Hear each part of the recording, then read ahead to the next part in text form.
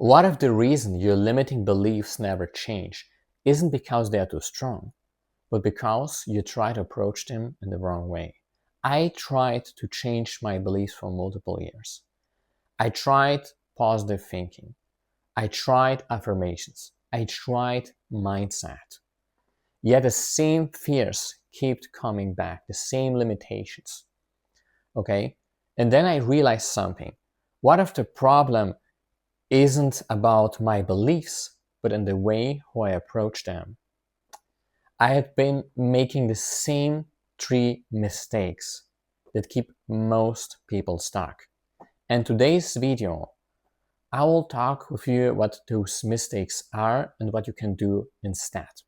When I tried to change my beliefs at the beginning, I replaced them with positive affirmations, for example, right? I tried to just to replace it with the opposite, what is not necessarily wrong, but the problem is it still won't function.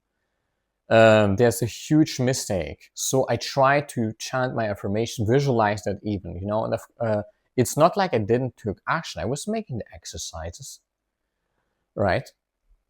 But here's the mistake that I've made, and the chance is high that you make it too.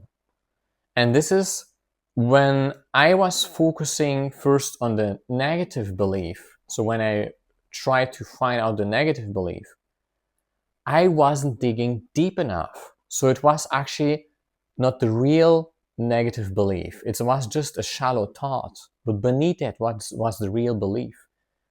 Let's say the belief can be, okay, like your thought is, I don't make progress in business. Okay? Or you experience it also, of course, in your reality, right?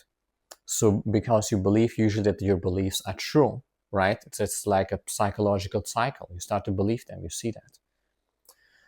And so basically, instead of focusing on this belief, what I did is I was digging then deeper. Okay, and this up to 7 times. Why do I not make progress, right? And then an answer keep coming up. Like it could be anything. I don't have right now something in mind. But what I did is I didn't censor that, right? I didn't censor that, the answer. I just write it down as it is. And then I dig deeper up to 7 times. So another answer comes up, maybe, okay, I don't make progress because I'm stuck. Okay, and then something else comes up. Maybe something like, okay, I'm not good enough, or something else. And then you dig deeper. So you ask why to the next following answers from your mind, up to 7 times, towards the negative belief. Now, what if you don't have a negative belief at the start? You don't even know what it is. Then what you do is, of course, you just think on a situation and just write down 3 to 5 things. So a situation where you notice this something is off. So there must be a belief, but you don't know what it is. Just think of a situation that fucks you up, and you write down 3 to 5 thoughts, and you focus on the most emotional charged thought. And then you make the same approach with the why. You dig deeper again about this thought. Okay? So think of a situation, thoughts appear there, you take on the facts you have the most and make the same approach of digging deeper. And this is how you really not bypass the real core beliefs.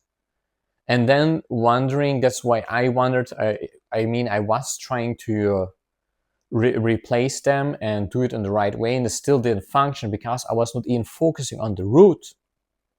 Okay?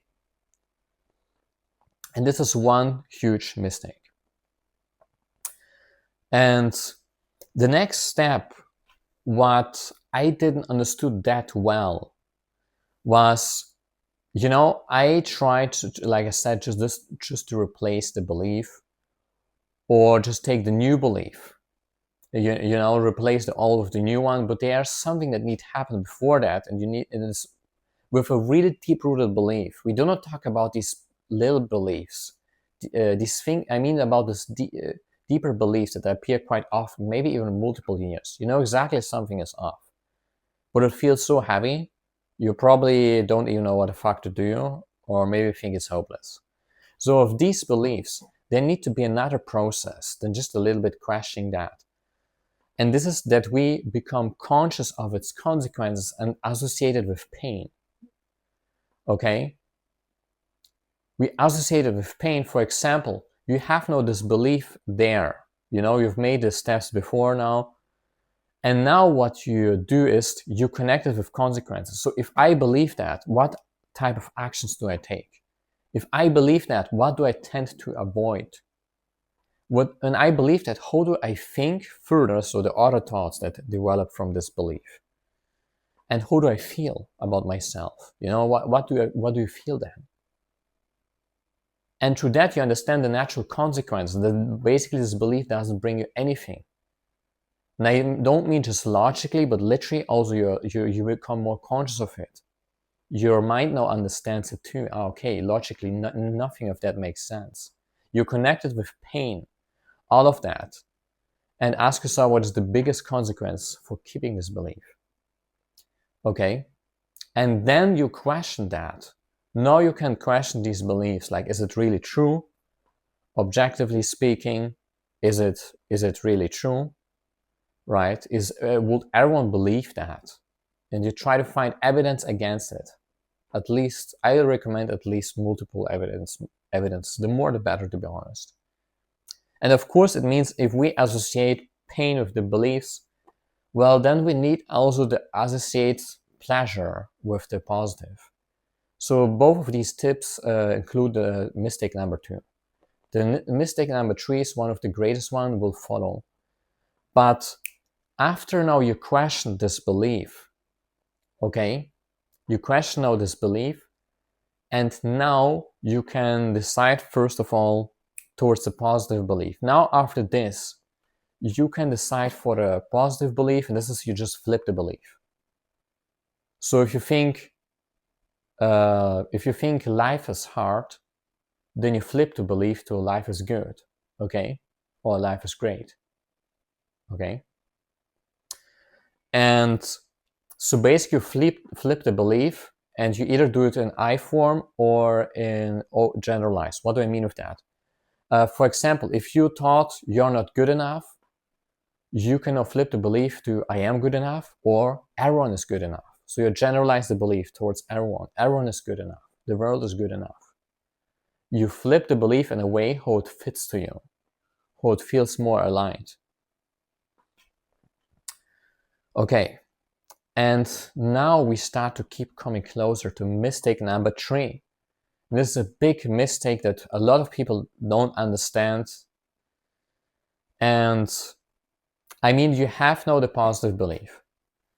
And what a lot of people don't do is, what they do is now, and what I did, I chanted this belief a lot, right? People do this in front of the mirror. They chant these beliefs, right? They try to think a lot about that. But this is not what really helps. Like, even if you hear an affirmation video for 30 minutes, it could still be that it doesn't land. And the reason is because it's not really about chanting it. What's really is about confirming it. And what do I mean with that? The mind needs always to close the gap. So the mind needs certainty. And when there's a gap, it needs to fill this gap. There's like a box in the mind and needs to be filled with something, with content. Okay, so that it makes sense for the mind. Now, if you have the new belief, the box is still empty. Why the fuck should the mind believe in that? Right? It needs certainty. So what I did is I started at some point to seek confirmations rather than chanting my beliefs or the typical chanting my affirmations. What I chant is not what I focus on are reasons. So reasons why the belief is true. Okay, I find every time reasons why the belief is true, and about the belief itself, I just think a couple of times over the day about it. I can maybe, as a bonus tip, make a card and write my belief on the card and make it in my pocket so they don't forget it, remember it in the situation where it appears. But the greatest thing is I focus then on confirming it through reasons. Okay, and this gave the belief a boost because the mind now could fill the box. Like, okay, in this box now content, so there are reasons, so it has to make sense. So the mind just needs something that sounds like logical reasons for the mind that the belief is true. Okay. And now the only thing that is left is just taking the most smallest action, so that you have also confirmation and reality, and you are congruent with your belief. The most smallest action, why the smallest? Because then you don't procrastinate and you can build easy momentum. From there, you can also take greater actions later.